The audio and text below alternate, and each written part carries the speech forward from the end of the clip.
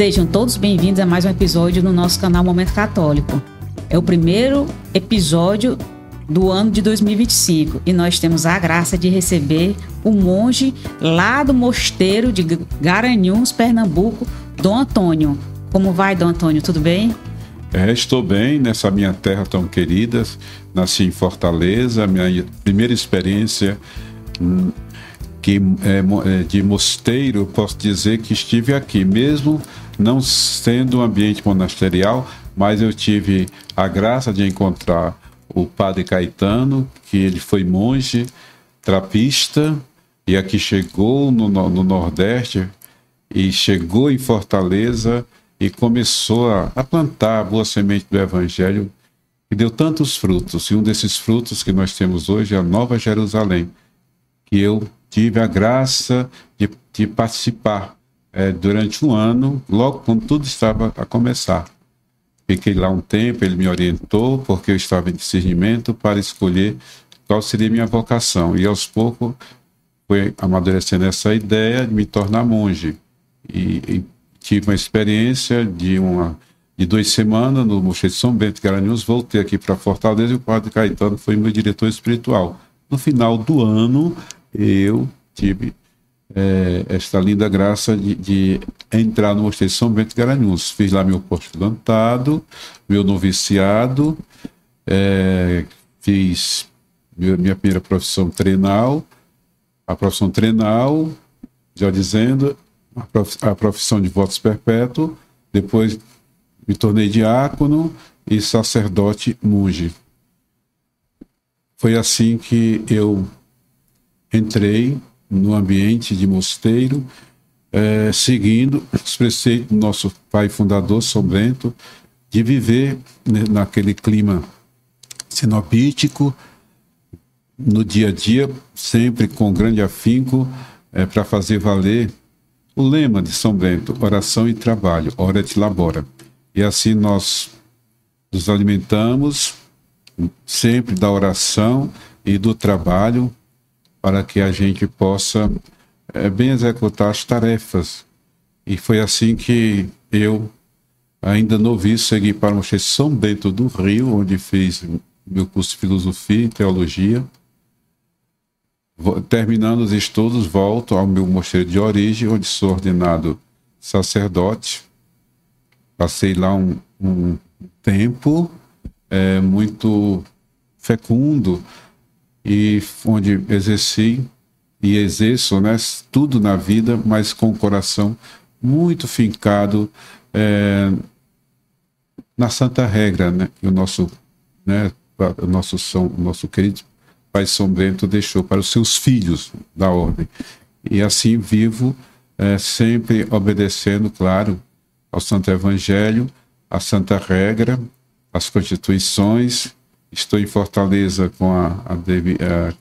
estou aqui com a permissão do meu superior para cuidar dos meus familiares, e agora chegou o momento de eu retornar ao mosteiro aos poucos e discernir o meu trabalho, onde vai ser, se vai ser no mesmo mosteiro ou se o meu superior vai ter alguma outra missão para que eu possa executar, ou até, quem sabe, fazer algum curso. Mas, enfim, estou aberto ao que o superior, digamos, pedir e solicitar. É assim que a gente tem que viver, em comunhão com o nosso superior, para viver, enfim, o nosso ideal monástico na santa obediência, né? E também, como São Bento fala, né, a conversão dos bons costumes, para melhor servir a Deus, tendo a regra para nortear, enfim, a nossa vocação, que é servir a Deus na pessoa do irmão.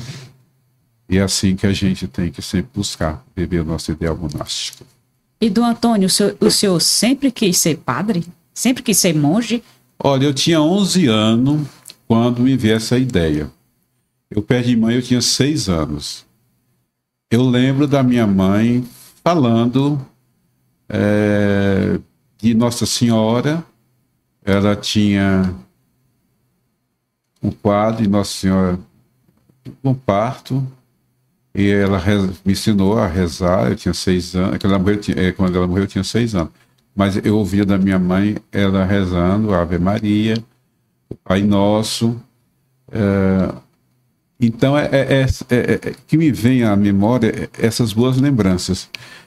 Quando a minha mãe faleceu, eu tinha 6 anos. Aí minha avó, que era uma mulher do interior, mas muito católica, ela também era professora do interior, e foi ela que foi minha primeira catequista. Eu aprendi a ler e escrever com a minha avó paterna, e foi isso que, no início de tudo, já deu, né, assim, uma abertura para entrar na dimensão vocacional. A minha avó falava dos padres, que ia no sítio, ela fazia uma festa, e ela tinha muito respeito, né, pela igreja, sempre falava para que nós, né, seus netos, não esquecessem de rezar, e ela cantava músicas que dava, né, enfim, o tom que sempre era importante você ter essa ligação com Deus e Nossa Senhora. Então isso me trouxe ao meu coração uma abertura muito grande para entrar na dimensão vocacional. Aí com 11 anos eu pensei em ser padre. Eu falei para ela, mas ela achou essa história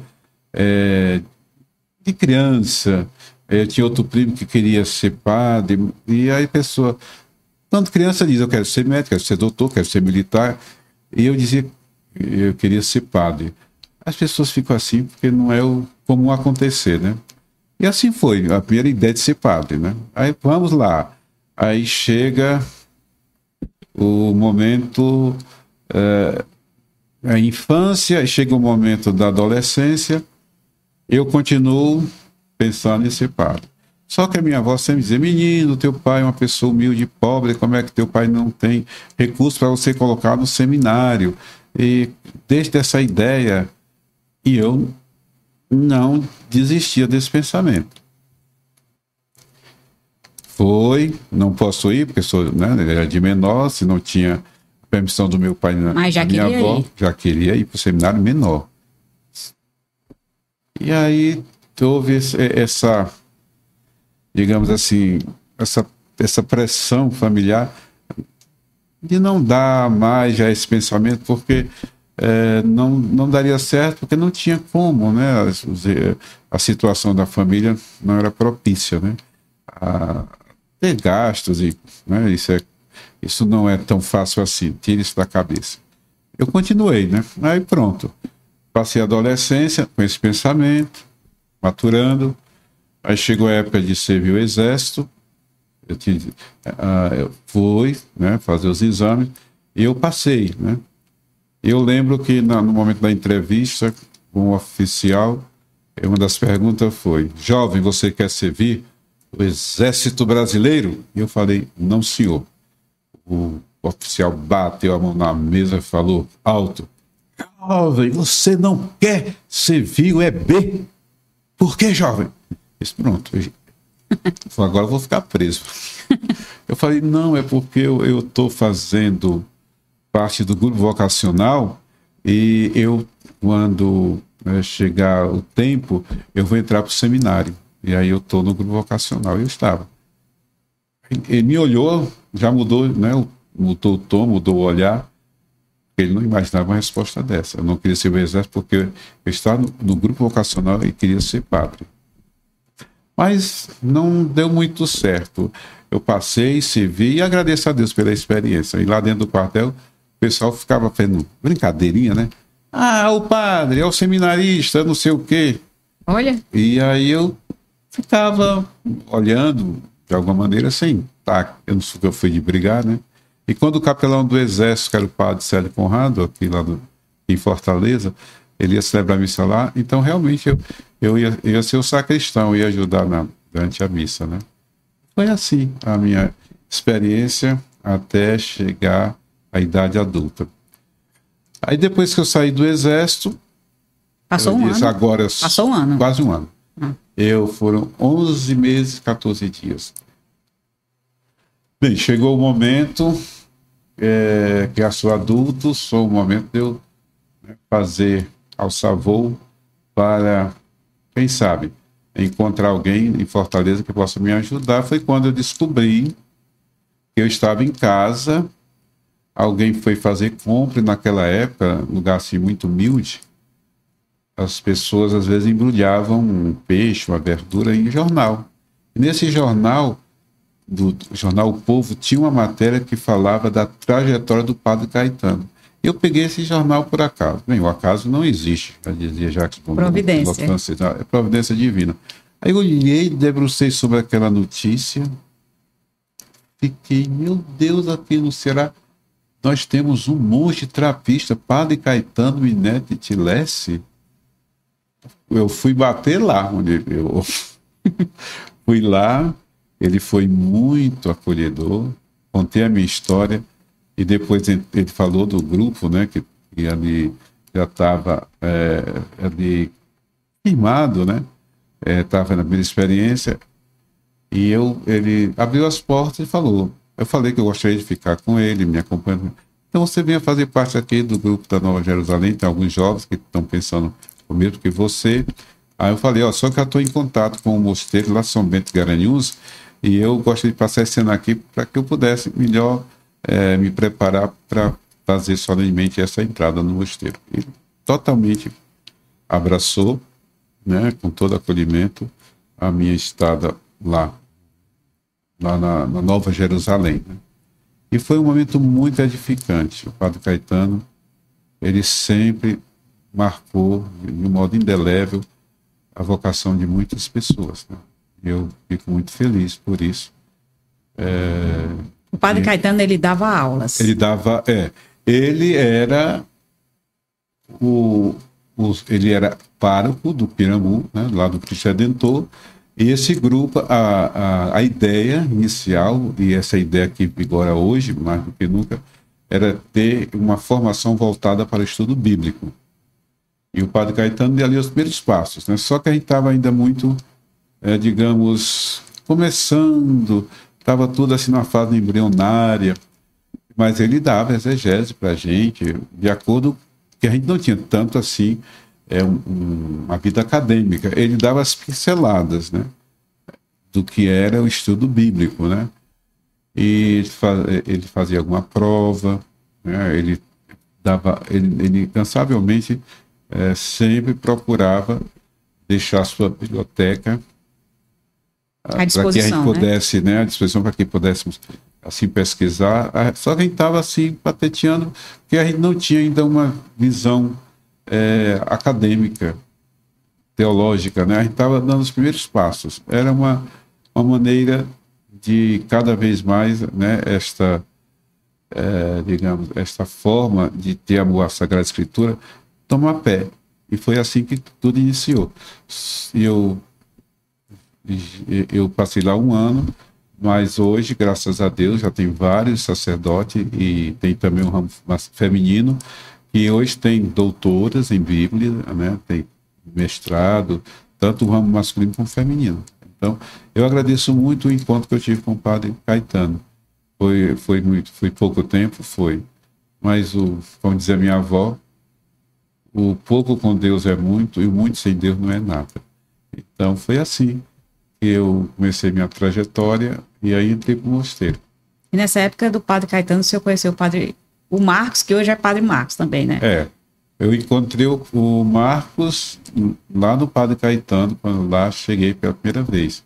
Tinha o Padre Marcos Mendes, tinha depois entrou logo em seguida o que era também Padre Marcos Miranda Teles, depois o padre que hoje está doentinho na paróquia aqui Nossa Senhora de Fátima, que é o padre Ayrton Pompeu. Tivemos também outros, o Luciano, tivemos o padre, tivemos outro que também entrou, o Kennedy Saldanha, depois tinha que estava entrando, está de mas não se tornou padre, e hoje ele está como assessor lá na Assembleia do Estado. Ele foi secretário de Educação do Estado do Ceará, o doutor Marilson Holanda Maia, e depois antes ele foi secretário de Educação lá de Sobral, né? Então ele hoje está aí, né, como assessor da Assembleia, professor universitário, né? Ele era um bom aluno de exegese, viu? Eu lembro que ele tirou a nota 10 lá na prova que o padre Caetano passou, né? Tirou 10, o único que tirou 10. E que Deus que ele, né, pudesse servir de uma maneira não como sacerdote, né? Mas ele, né, está fazendo sua missão por aí. Faz muito tempo que eu não vejo. E o padre e o Marcos não esquece da fonte que ele bebeu, né? A Nova Jerusalém. E ele vai levar isso pelo resto da vida. Quem passou por lá, eu acho que é o mesmo sentimento. Penso, como eu também penso assim. Às vezes estou em casa meditando a palavra, fazendo a Lexo Divina, e de repente vem à mente a figura do padre Caetano. Quando ele morreu, antes de viajar para a Antártica, eu fui capitão militar da Marinha, eu tive a permissão do médico para visitá-lo, né? Que já estava muito fraquinho, já não estava tão bem. E aí fui lá visitá-lo. Aí quando eu estava já na Antártica, início de janeiro de 2010, fiquei sabendo da morte do padre Caetano. Foi um momento assim da gente eu fiquei muito pensativo, mas foi uma lembrança boa. É uma partida, é algo, né, natural no decorrer de nossas vidas, a sua entrega, né, enfim, da sua alma ao Pai, mas foi um momento assim que deixa o pesar, mas uma alegria, né, de um homem que deu tudo, saiu, né, de cena da realidade do Pirambu para a realidade da Nova Jerusalém, a Jerusalém do Alto. A Jerusalém eterna, né? E a Nova Jerusalém. E a Nova Jerusalém tem algo que tem um simbolismo muito rico, né? Bíblico, né? A Nova Jerusalém. E os seus filhos que ele deixou, tá lá na Nova Jerusalém. Esse amor, todo esse legado, né? Então lá os filhos dele e as filhas levando adiante. E a entrada para o mosteiro, em relação ao que o senhor passou pela Nova Jerusalém, foi muito diferente? Assim, o dia a dia? Olha, o meu mosteiro não é um mosteiro tão austero.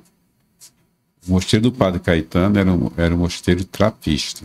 Era estrita observância, muito silêncio. Eu entrei para o mosteiro, eu não tinha tanta experiência, né? Nenhuma experiência, a experiência que eu tinha era por conta que eu, né, costumava ler vários livros de Tomás Merto, costumava ler a história do monarquismo aqui no Brasil, do monarquismo em geral, e isso foi me trazendo informações, ricas informações. Aí eu entrei para o mosteiro, porque eu já tinha passado 2 semanas por lá, aí eu regresso depois de um ano, e quando eu entro no meu mosteiro, eu já sabia que era assim, porque quando eu fui com 5 jovens para ficar lá no mosteiro, para fazer uma experiência, eu fui entrando, me aproximando da portaria, mas com profundo respeito, e a gente andava até muito em silêncio, assim, com muito silêncio. E achava eu que quando fosse abrir o mosteiro, vinha um santo monge, bem silencioso, e nos conduzia ao claustro, pela a visão, a ideia que eu tinha, né? Assim, com bastante silêncio. Quando eu encontro um monge que já faleceu, Dom Paulo Sartori, que estava ajudando São Bento de Garanhuns, né? Ele, que tinha acabado de vir das Irmãs, Santa Sofia, era capelão lá, e chegou, mas ele abriu os braços, estava paisano, né? Abriu os braços, falou alto, com aquele calor humano, né? E assim... Mas é natural, né? Tem essa abertura em alguns mosteiros. Aí eu entrei, passei lá um tempo para ser acompanhado e orientado. Mas eu esperava que fosse tipo um Carmelo, né? Tipo assim, um mosteiro com muito silêncio, né? E não era. E assim, mas isso foi um choque bom, porque nada acontece por acaso, né? Esse foi um choque bom. Depois a gente lendo vai compreender. Aí depois fui estudar ainda como noviço, um mosteiro também muito silencioso, São Bento do Rio. E foi também eu agradeço muito a Deus o tempo que eu passei lá, foram 6 anos. E foi nessa época, né, que eu tive contato com vários monges provenientes de outros mosteiros, né? Inclusive o atual arcebispo de Fortaleza, Dom Gregório Paixão. Mas estudei com os monges cistercienses no Rio, né? Tudo foi uma experiência muito boa. Com o mosteiro de São Paulo, alguns monges também lá estudavam, porque o senhor foi para Mosteiro de São Paulo também? Não, foi o mosteiro... os monges iam estudar também de São Bento do Rio, que era uma referência, uma boa escola. Que era referência para a formação de padres. Isso, de padres e também dos monges que iam se tornar, né, sacerdotes, padres. Porque nem todo monge ele é sacerdote. Quem faz, você tem que manifestar, claro, o seu desejo de ser monge sacerdote, mas a equipe de formadores, né, ela também, em discernimento com o superior da casa, até diz quem vai ser realmente sacerdote, que vai ser aceito pela votação na sala capitular, né? E aí depois pode também, mais um pouquinho à frente, ser aceito também ser sacerdote, né? Cada mosteiro conhece a história vocacional de cada um e durante o capítulo, né, o padre mestre, né, apresenta, né, o monge que vai ser sacerdote ou não para a comunidade. O capítulo, né, lá na sala capitular, os monges vão votar se ele vai ser, né, sacerdote ou não. Aí reza antes, tem todo um ritual, né, monástico, e assim vai a vida, né, se deslanchando, né, de acordo com as necessidades que a comunidade, né, achar por bem. Mas quanto mais sacerdotes, melhor também, né? Sim, né? Hoje nós temos poucos sacerdotes, né, nos mosteiros. Na Idade Média, até uns 200 anos atrás, a gente tinha bastante monges. Os mosteiros eram lotados de monges. Hoje, a crise vocacional também chegou no monastério. E, Dom Antônio, e quando o senhor foi para o Rio de Janeiro, o senhor se formou sacerdote lá, né? Eu fiz os estudos. Mas o meu mosteiro de origem, porque o monge tem o voto de estabilidade. Que ele tem o voto de estabilidade que ele pertence àquele mosteiro. Então, eu fazia a formação no Rio de Janeiro, mas na hora que eu, digamos, no momento que eu fui me ordenar diácono, eu passava as férias no meu mosteiro de origem. Aí foi quando eu fui ordenado diácono das mãos do bispo diocesano de Garanhuns, Dom Tiago Póstuma. Depois segui os estudos até concluir. Aí quando fui, digamos, chegou o momento de ser ordenado sacerdote. Voltei ao meu mosteiro de origem e fui também ordenado sacerdote pelo mesmo bispo que me ordenou diácono. Aí fui ordenado no São Bento de Garanhuns. Mas toda a minha formação foi no Rio de Janeiro. E depois de ser sacerdote, o senhor acabou se tornando capelão também militar, né? Os monges têm uma história bonita na capelania militar em diversos países. Um exemplo, que não era militar, mas estava a bordo de um navio, dos mais famosos do mundo, para alguns até o mais famoso, pela triste tragédia, o Titanic. Foi a pique, né, em 1911. O capelão do Titanic era um monge beneditino. Ele faleceu, né, naquela triste tragédia. A Batalha dos Guararapes, que é destacada, né, no estado de Pernambuco. O capelão que estava naquela luta era monge do mosteiro São Bento de Olinda. Nós também tivemos um papa que foi capelão militar na Primeira Guerra Mundial, 14 a 18. O Papa João XXIII. Ele foi capelão na Primeira Guerra Mundial. E nós tivemos também, que eles não foram capelães, mas eles, por necessidade, né, do seu país que estava em guerra, e pelaquela situação violenta, terrivelmente, né, que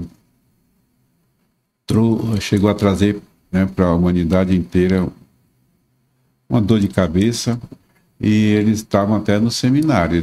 Eles chegou um momento que eles foram até chamados para o serviço obrigatório, digamos, como militar. O Papa João Paulo II, São João Paulo, né, II, e também o Papa Bento XVI.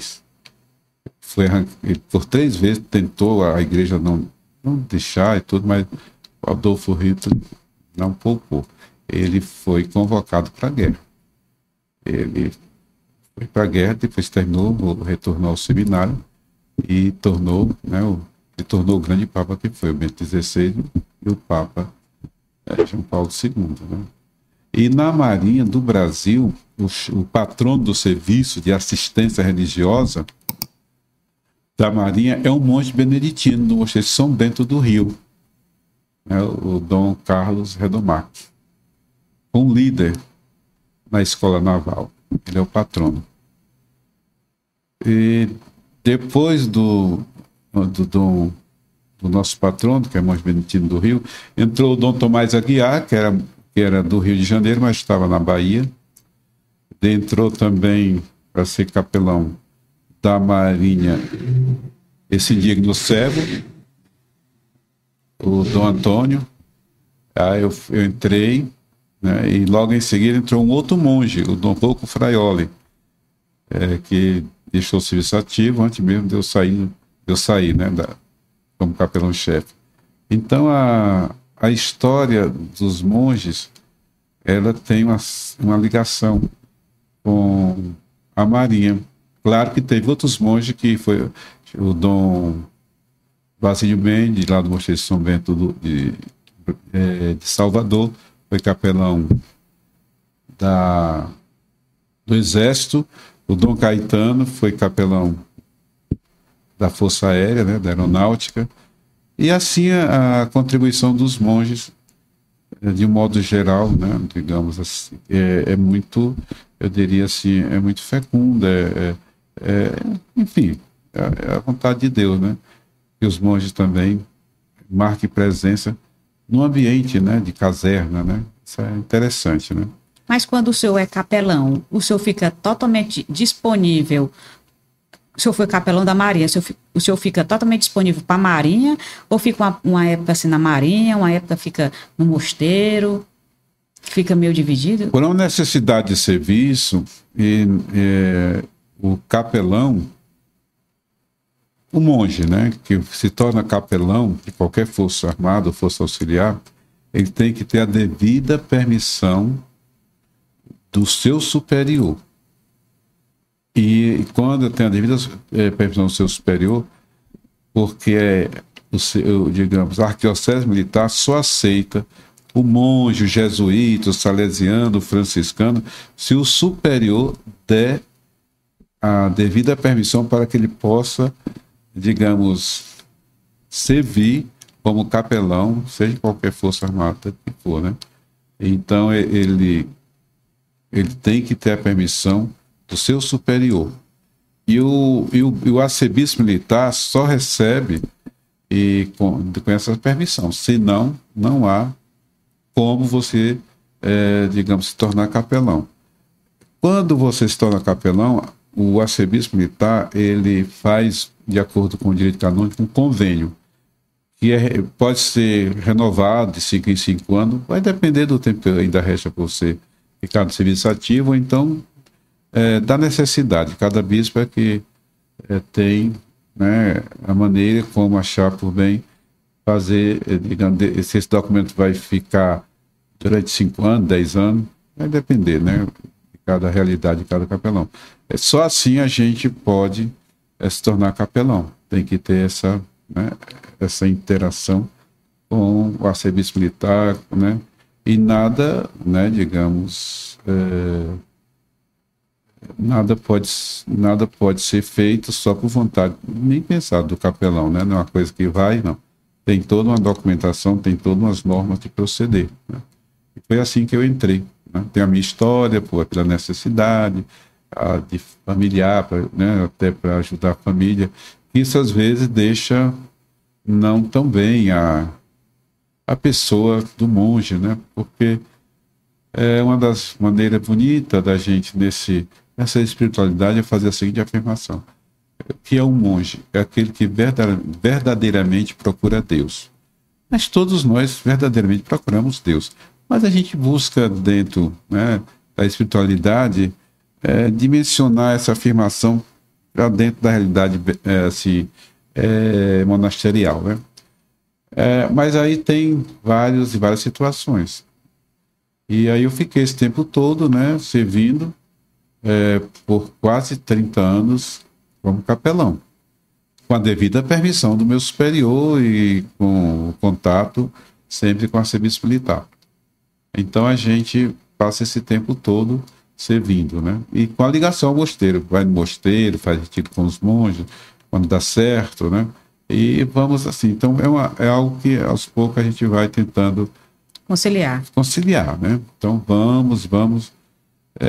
E aí depois que tudo termina, a gente retorna ao mosteiro e pelo tempo, às vezes de muito tempo, às vezes o próprio superior, né, o abade, o conventual, ele até diz: filho, venha, passe um tempo conosco, depois volte, para o discernimento você decidir se quer voltar ou não. Porque muita coisa acontece, né? E aí a pessoa não pode simplesmente venha de vez e acabou e pronto.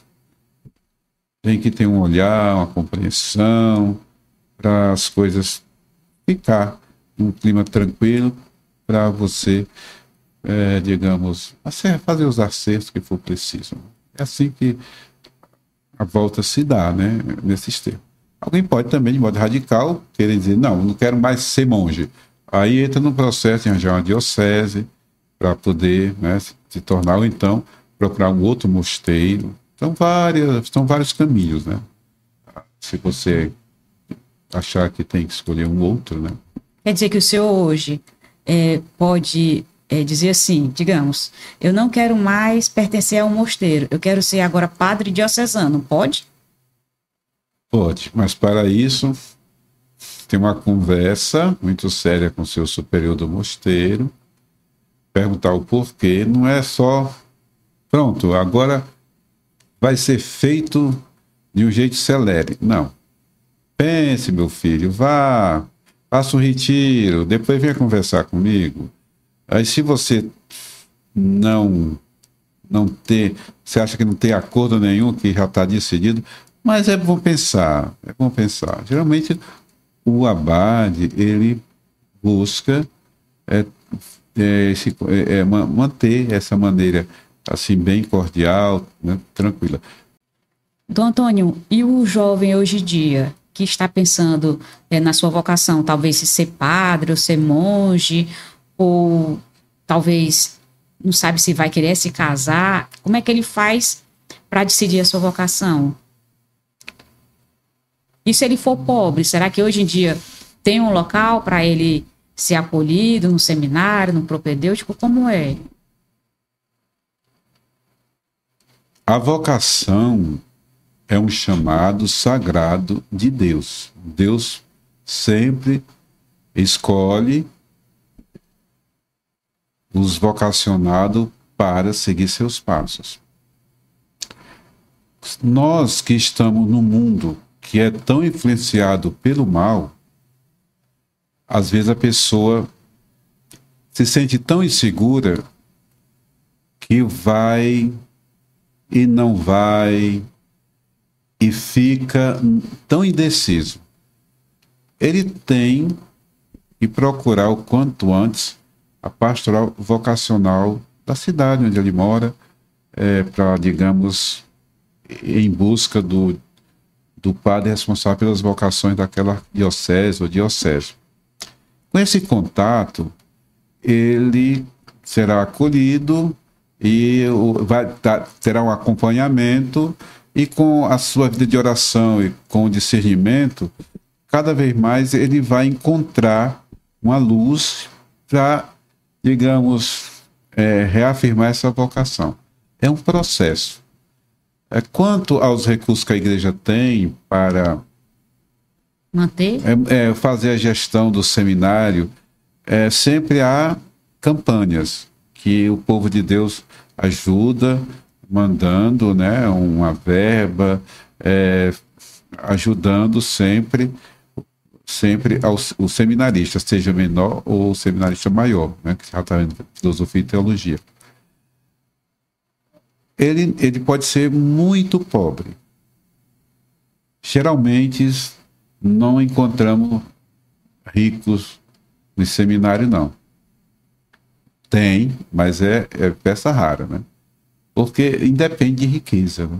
É claro que a gente vive no mundo capitalista, a gente vive nessa situação, né, de fazer gestão do seminário, mas o povo sempre tem uma alma generosa, sempre ajuda. Eu diria que isso não é problema. Não é problema. Não deixa de ter um cuidado, mas ser um problema para dizer que não vou porque eu sou muito pobrezinho, não. Cristo se tornou pobre, mas a sua pobreza era na visão humana das coisas, por falta de boa vontade, né? Então, quando você faz quando você pratica a caridade, tudo jorra, tudo vem, né?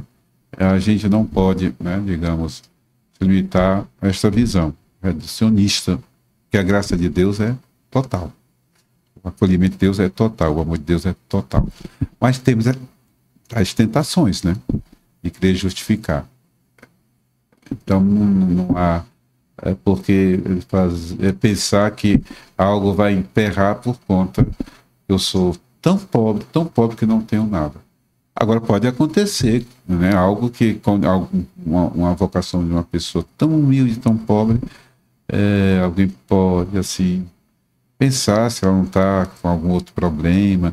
A gente tem um discernimento. A igreja também, até notando algo assim, para saber se tem algum problema de saúde, manda para o psicólogo, para ver se tem um acompanhamento. Até depois que entra para o seminário, já teve casos que eu acompanhei, de monges que foram fazer um acompanhamento com o psicólogo, para poder ver o que estava, né, digamos, mexendo com a sua psique. Isso acontece, né? Eu já tive pessoas do meu mosteiro que prestou para o psicólogo, depois já de toda a formação, né? Como tem padre, o João Moana, ele tem um livro, já é antigo, assim, talvez encontre, mas é difícil, não sei se houve nova edição. Os padres e bispos autoanalisados, né?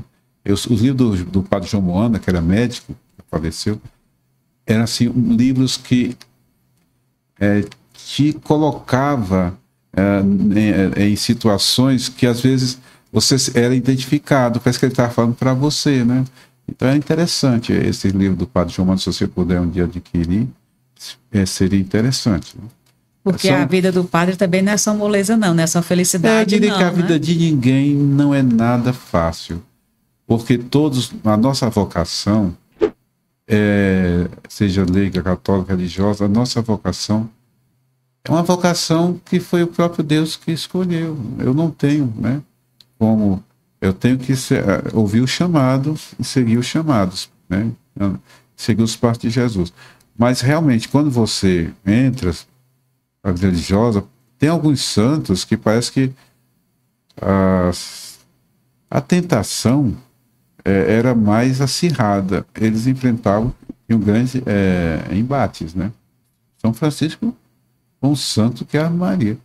Ele sentia, né, na sua vida o maligno querendo estar toda hora, querendo desarrumar a sua mente, a tentação. Mas não existe força maior que a de Deus, né? Então a gente não pode se sentir derrotado jamais. Né? Temos que combater. E é o bom combate, como Paulo fala, né? Abraçar a fé e viver a dimensão da graça, né? Não há por que, digamos, parar sua vocação porque eu sou muito pobre, meu pai não quer, minha mãe não quer, mas aí você tem que tomar a decisão. É claro que quando tem uma mãe muito pobre, que tem os filhos, que ele é arrimo de família, aí é complicado, né? Você deixar sua mãe e seus irmãos de menor a ser padre, porque a igreja não tem condições de ajudar a sua mãe com seus irmãos. Mas eu conheço vocação que ele se tornou sacerdote com muita dificuldade, e depois ajudou a mãe e os seus irmãos. E, Dom Antônio, o senhor gostaria de falar mais alguma coisa? Olha, eu quero agradecer o momento do nosso diálogo de fé. É algo que vem calhar com as preocupações de todos nós, né, para que a gente possa mais e mais divulgar o lado tão bonito, né, da igreja. Quando parte de uma leiga como você, com seu marido, com seus filhos, que dão a você um suporte, né, como também a paróquia, o padre Marcos Mendes, que é o titular da paróquia Jesus Maria e José, aqui da Vida União.